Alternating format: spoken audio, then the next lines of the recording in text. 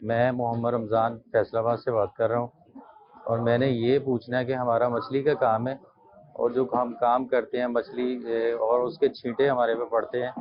میں نے یہ پوچھنا ہے کہ اس سے ہماری نماز ہو سکتی ہے کہ ہمارے کپڑے پاک ہیں کہ ناپاک ہیں؟ تو مچھلی میں جو کچھ ہوتا ہے یہ ناپاک نہیں ہے، اس کے چھینٹے بھی اڑتے ہیں، یہ ناپاک نہیں ہے۔ البتہ یہ کپڑوں پر اس کے چھینٹے لگیں گے تو اس سے کپڑوں سے بدبو آئے گی، اور بدبو کی حالت میں مسجد میں داخل ہونا یہ جائز نہیں ہے، کہ اس سے لوگوں کو بھی تکلیف ہوتی ہے اور فرشتوں کو بھی تکلیف ہوتی ہے۔ جو مچھلی کا کام کرتے ہیں نماز تو ان پر بھی فرض ہے، تو وہ اپنے کپڑے صاف ستھرے رکھیں، بدن میں بھی بدبو ہو جاتی ہوگی تو اچھی طرح نہا دھو کر یہ پہلے سے ان کو تیاری کرنی چاہیے۔ یہ نہیں کہ وہ جماعت کھڑی ہونے لگی، اقامت شروع ہوئی، اب بھاگ بھاگ کے تیاری ہو رہی ہے، پھر تو جماعت ملے گی نہیں ہے، پھر صفائی پوری نہیں ہوگی۔ تو پہلے سے